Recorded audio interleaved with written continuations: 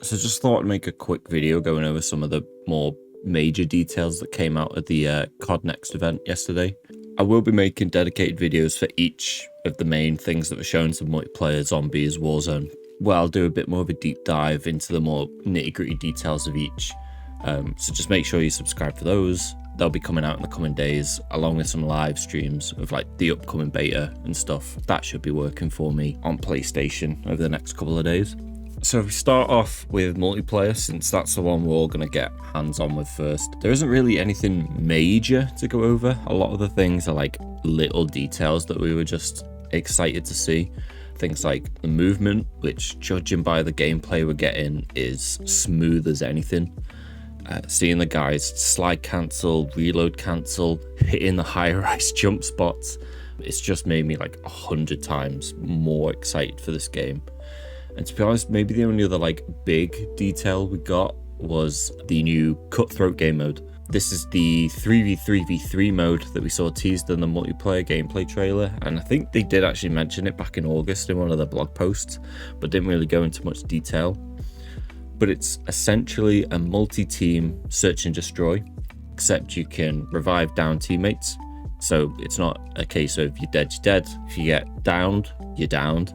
Teammate can come revive you, or if you finished off, then you are out of that round. To win a round, you obviously either eliminate all the other teams, or you capture a flag, but the position of that flag changes round to round. And I believe it's the first team to win 3 rounds wins the match.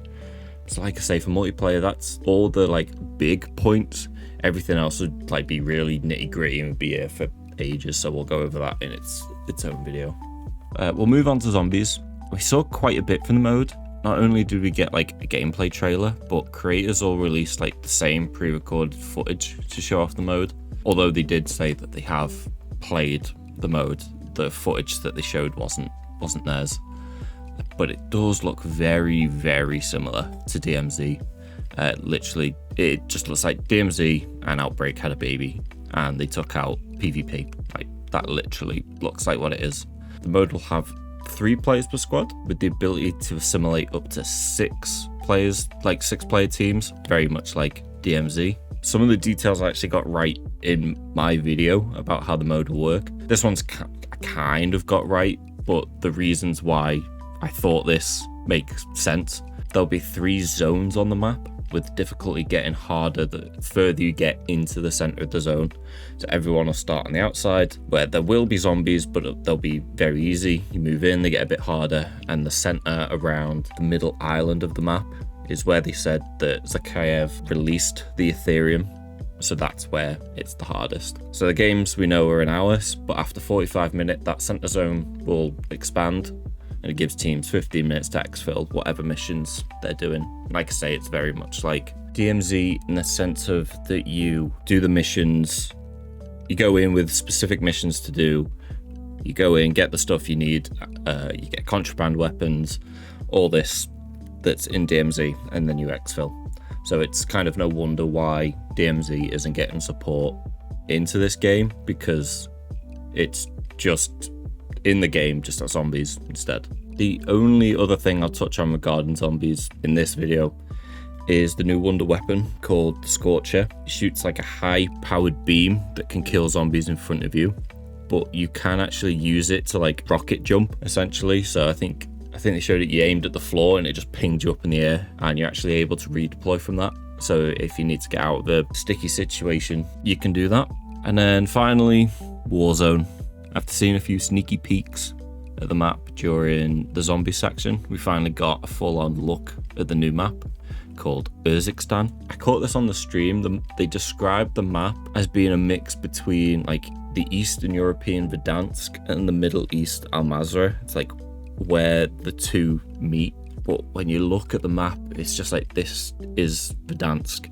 When some of the creators were flying over, you could just like look at areas and go, okay, that's Promenade from Verdansk, and that's Quarry. That's those hills between downtown and whatever was on the other side, like Superstore. Like, it all looks very, very familiar, but it's just not Verdansk, obviously. So the Gulag sticks with the classic 3-lane layout, but this time it has like an overtime twist. instead of there being a flag in the middle, once it hits overtime, a rope will drop from the ceiling, and the first player to use that rope and ascend out gets redeployment from the gulag. I think there is like 4 different versions of the gulag as well. I didn't catch what they actually all were, but I'll go over it in its own video, as well as like a load of the like quality of life changes that they've made. But from the gameplay shown that like the creators were getting, it just looks like it's going to be a very, very, very good year for Warzone. And then like the last major news that has given me so much more like hope, they announced that in early 2024 both Fortune's Keep and Rebirth Island will be returning to Warzone and enter like the Resurgence rotation alongside Ashika and Vondel. I just can't wait to get back on Rebirth. Obviously Verdansk was amazing, but then when that went away and all we had was Rebirth, it's kind of made me love it as much as I did Verdansk. So to bring that back will be so sick. And I'll end this one there. Like I say, this was just a quick wrap up of some of the bigger details that are announced. I'll do deeper dives into each of the modes through the coming days, along with streaming the beta, hopefully this evening, if all goes well, but if not, at some point this weekend. So be sure to subscribe for those, but until then, thanks for watching.